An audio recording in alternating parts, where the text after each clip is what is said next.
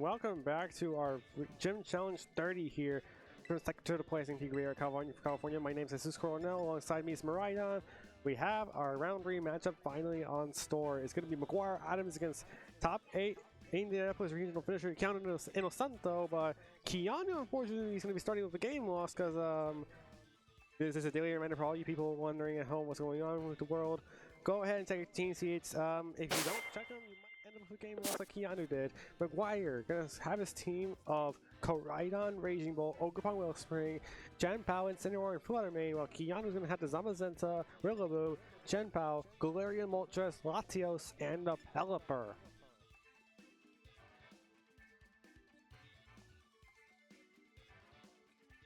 So McGuire has a big advantage right now heading into this game number 1, where he can basically end the set with one singular win. Keanu, though, can force a game 3 with how good the Zamazenta's team has been from around earlier, as we saw Josh do it with such confidence against Andrew the last round. But can Keanu replicate that with McGuire and the Koraidon that he possesses in this match?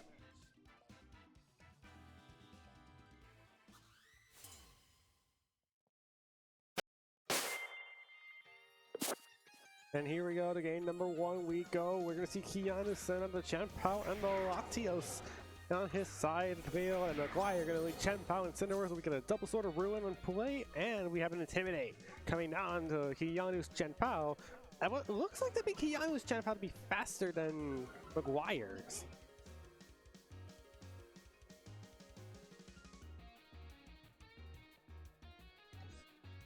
Both of these Janpao have identical moves, but they both have different properties if we are to pay attention to that.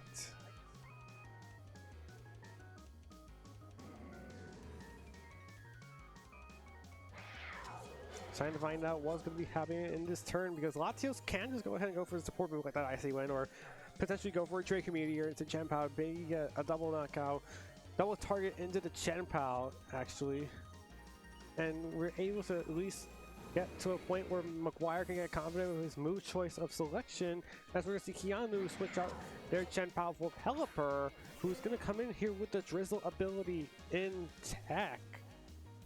On tech, and we're going to see the Latios just go for the Protect there. Incineroar tries to go for the fake out and work onto the Latios to stop a potential spread damage attack. I mean, flinching there from the fake out, and we're going to see Janpao go for that Ice Spinner there into the Latios Protect as well, wanting to get that Latios gone before anything else. And now McGuire, another question to ask basically, which is, do you want to take a Weather Ball? Because if you take a Weather Ball here from this Pelipper, you're going to be taking a whole lot of damage from that Water type boosted attack. And you just end up at a point where Incineroar could just be going down, even though you are holding an Assault Vest, where if you take Draco Meteor plus Weather Ball, you might not be able to survive subsequential double targets like that. And if you don't, that's a key piece of your support just gone right out of the gate.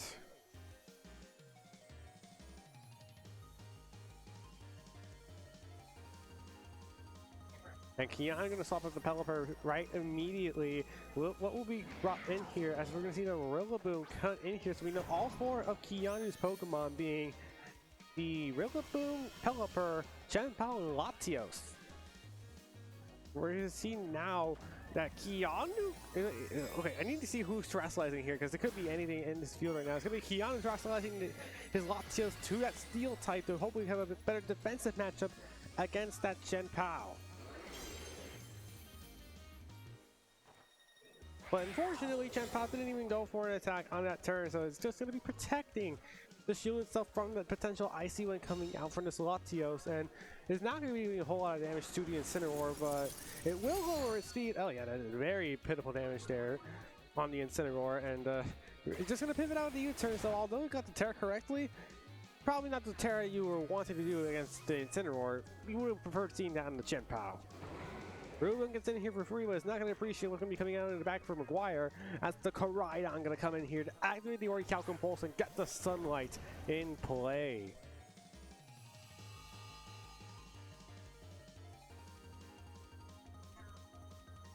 And now McGuire's in a great spot where he can go for something like that collision course onto that Latios, and it's basically either going to be neutral or it's going to be super effective into something on that slot. Rillaboom or Latios could just switch into Pelipper. I probably see Latios switching out the Pelipper more than likely, because not only would that bring in the Drizzle, which means it would cancel out the Sunlight and turning off Orichalcum Pulse, which is what's going to be probably happening here for Keanu, but it allows Rillaboom to potentially just shrug off an attack.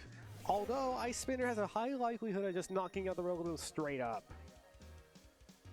And we're going to see McGuire click this Hera button on his Pokemon. It's going to be the Koraidon into the Fire typing once again from a Koraidon we saw earlier in round number 1.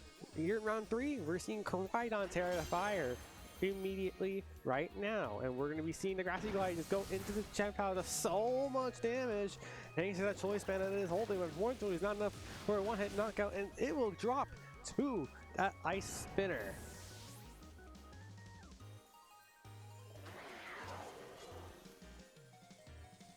Koraidon also just going to go for the collision course right now, and we're going to see it do not a lot of damage to that Pelipper.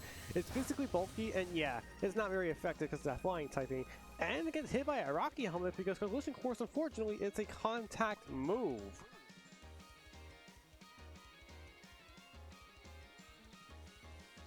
The next step for Keanu is how do you deal with this terrifying Koraidon, because your best answer right now is the Pelipper, and if it goes down, you're looking at a game going south quickly.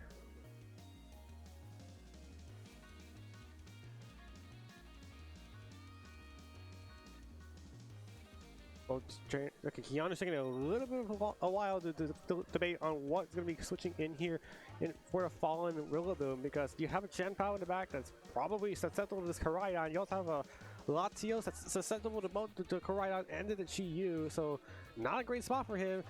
As McGuire is only like in a fantastic spot to close out this game if he can position his Koraidon correctly, because one thing right now is that Koraidon Chien-Pao for both these players are Focus Sash, but McGuire's is gone, and Keanu still has his intact.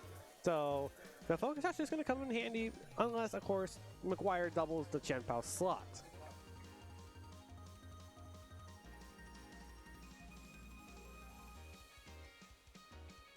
But I wonder what's going to be the move here, because I could see Keanu just protecting the Chien-Pao and going for that Weather Ball onto the Koraidon, potentially knocking out things with the Terrifier that it had to go for here. Oh no, never mind, we're going to see the Chien-Pao swap out the Latios straight up. Here comes the Latios now for Keanu. Sucker Punch goes into the Pelipper. It is enough for the knockout. So we will be trading Pokemon for Pokemon. We're going to be trading a Chien-Pao for McGuire, and Keanu going to trade out his Pelipper. And that's collision course heading towards the Chien-Pao slot is not going to be appreciated by this Terra Steel Latios. It's going to be a Flare Blitz, but it will be under the range, though. This probably may not be enough to knock it out in that range. Oh, never mind, it is enough to knock out. And Latios goes down, and Keanu just left with a Chien-Pao with a Focus Sash as a dream against McGuire's two Pokemon, which one of them we know is Incineroar.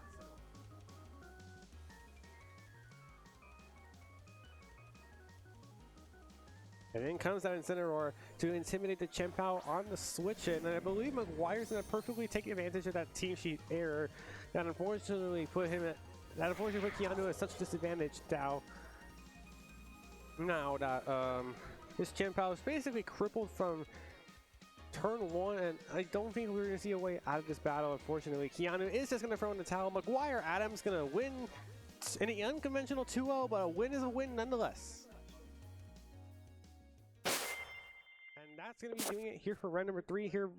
Pretty uneventful, but, you know, that just shows the strength of Koraidon in the fact that you can use the collision course, you can use the Terrifier Flare Blitz to the best of its advantages, and we're just going to be seeing how the fact that both these dragons have done a lot of damage towards this metagame. And we'll be right back for round number 4 right after this break.